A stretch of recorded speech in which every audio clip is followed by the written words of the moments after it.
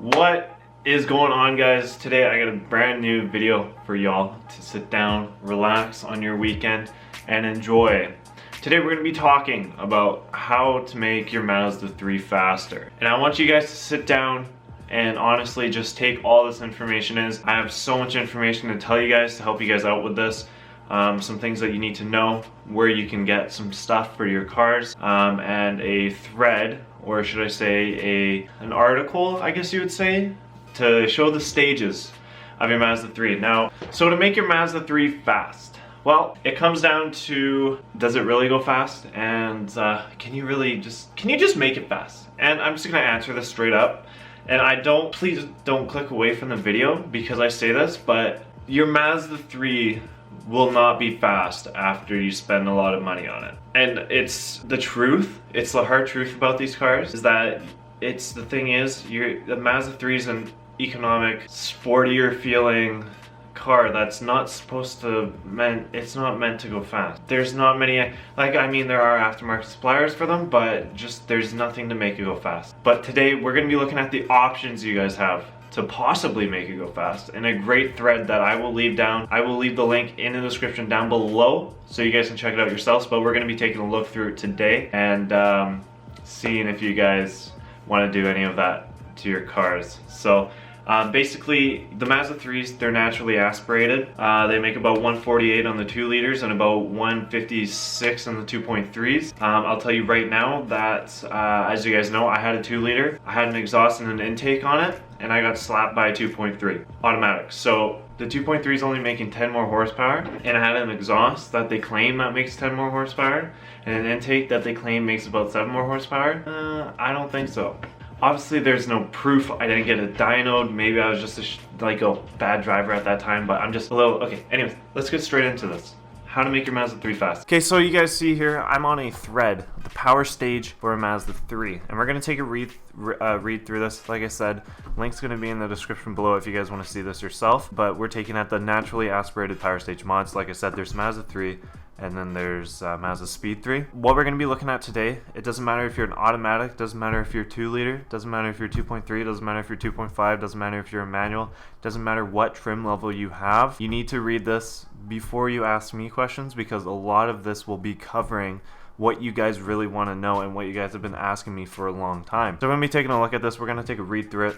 So as you guys can see here, naturally aspirated power stage mods. For first gens and second gens Mazda 3, automatic or manual, hatchback or sedan. Some of these mods are not going to be compatible with automatic or manual, sedan or hatchback, or MZR and Skyactiv systems, but details will be shown with each mod. So we're going to be taking a look at Power Stage 1, and I'll show you guys where you can kind of buy these items and what options you guys have.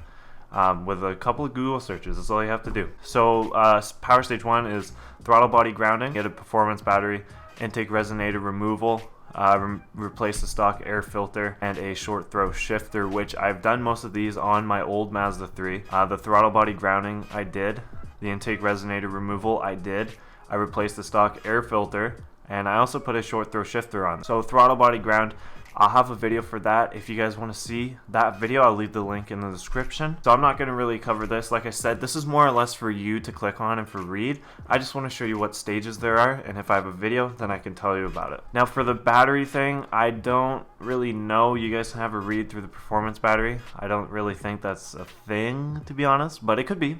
Don't get me wrong. Intake resonator removal is a good idea if you want to get more airflow through your motor. It's literally like a big box that sits on your intake, and I definitely suggest getting rid of it. And then after that, replacing the stock air filter with a K&N, something like that. K&N's nicer because you can replace it or keep cleaning it. It's a good idea.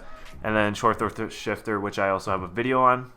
Links in the description for all the videos I have for Power Stage 1 on my old Mazda 3. Short throw shifters are a good idea, and they increase definitely the driving experience with your Mazda 3. So we're going to move on to Power Stage 2, which is more of a bolt-on kind of thing. Throttle body coolant bypass, ECU remapping, which is like a tune basically, short ram intake or cold air intake. You get a full exhaust, rear motor mount, which is highly suggested, and an exhaust mount. So let's take a look at this.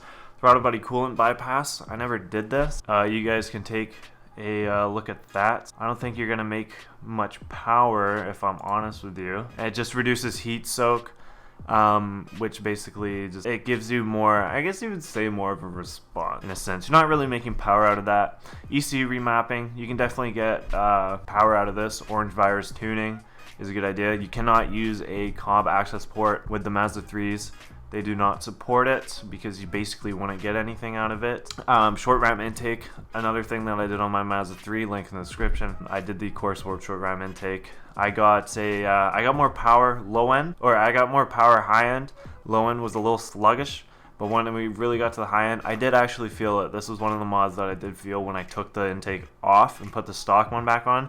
The high end really slacked, so the intake definitely makes a difference high end. Different brands such as AM, AFE, Core Sport, and K&N make short rams and full cold air intakes. Definitely suggest a short ram intake if you guys are in a really rainy area, because you guys might get water into your cold air intake, which sits down under, basically into the wheel well. Exhaust kit. You know what? Deleting your muffler, guys, I'm sorry. Deleting your muffler is not gonna make your power in your Mazda 3. Your stock exhaust is so skinny that you're just not getting flow through it. So chopping your exhaust off, well, I'm getting more flow. Well, no, you're not. Your pipe is literally 2 inches. My intercooler piping on my speed is bigger than your exhaust. My intake on my speed is bigger than your exhaust. So step that up. Get that better airflow going. Full exhaust kit. You get horsepower. Okay, so the exhaust is the best thing. Okay, I suggest getting a catback exhaust. Probably the best idea. Cheapest too. Cork Sport makes a great one. Magnaflow, Borla. You guys can keep going on. You guys do all this. So you can get a race pipe if you want. I'm not sure how that whole exhaust system works on the Mazda 3. If I'm honest, I kind of forget. It's been a while. I didn't even do the exhaust in my car. My dad did that. Something with a more flow in it. Something that just makes it loud and just, you want a great sound, and you're gonna get a little bit of power out of this, and it's gonna make you feel fast. Next one, we got rear motor mount. This is huge. You're gonna basically get no more wheel hop. You're gonna get butter first to second shifts, just shifting in general, less engine movement and a little bit more acceleration, just because your motor isn't flopping back and it's going to be still and it's just going to be a and then exhaust manifold.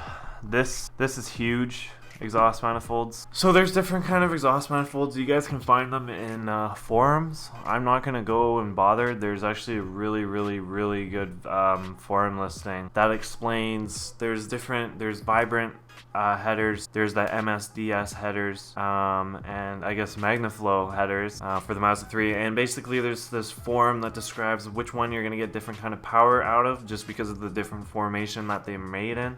These are quite expensive. I don't really know if you're gonna get a lot of power out of this. Obviously, what I would suggest is getting all this stuff, all these bolt-ons done, and then slap the ECU, because then it will tune. It's kind of like Mazda speeds. You slap stuff on there, you get it tuned so that it makes more power out of these mods. You'll probably get quite a bit out of these exhaust manifolds, just because there is quite a bit of not so much flow in them. But anyways, that's that. Power stage 3, balance shaft delete, valve body transmission, torque converter, O2 sensors, oil catch cam. You're basically not going to get any power out of this, and I would definitely not even suggest touching this stage if you don't care about not getting power, because you're just going to be pulling your motor and doing a bunch of what I would say almost useless stuff. I think we'll skip that. If you guys want to read that, like I said, I have this thread in the link in the description if you want to read that more. Although I would suggest oil catch can, because it makes it pretty cool. Pretty sure you guys don't want to spend money on this. Power stage 4 isn't really power. It's more when you get into modification, the fun stuff. So suspension kit, tires, rims, braking power, sway bars, touch up. That's BS. Body kit, LED lights, and bulbs. So what I would take out of this, and I'm going to suggest suspension kit as for coilovers. For the Mazda 3s, you're going to want a rear sway bar. And then for coilovers and whatever, Racelands. Honestly, Raceland, if you want really cheap coilovers, if you're never going to ever track the car and if you don't drive it hard, if you do drive it a little bit harder and you do take those corners quite fast, I would suggest BC Racing coilovers, Megan coilovers. Not Racelands, but honestly, if you don't care, Racelands are okay. I know people personally, I've installed Racelands. Personally, I have a Raceland install video on a Mazda 3 hatchback with a 2.5 in it, and I installed Racelands in it. Fantastic install. Definitely suggest go check that out. Tires and rims. Get a nice offset. So the Mazda 3 is like a 8.5 inch wheel with a approximately a plus 38 offset. 18 by 8.5 plus 38 to 35 is a good place to start. That's what my Mazda 3 was running. For braking power, please do your brakes, guys. If your brakes don't work, please do them. It'll save your life, okay? Just slap some OEM brakes and stuff on there. It's easy to do. I'll be doing that on that car relatively soon. If you guys need help with that, like I said, next one, sway bar, end links, braces. End links are huge. If you do coilovers, they're bound to just break and wear. Sway bars, obviously. Braces, like I said, if you're not going to track the car, don't worry about braces. You don't need them. Detailing your car makes it so much more enjoyable to just be in and drive and just adore it. As you guys know me, I detail my stuff. Again, detailing videos. Body kits, don't do body kits. Literally just stick with a lip. GT side skirts, don't overdo it on these cars because they don't look good.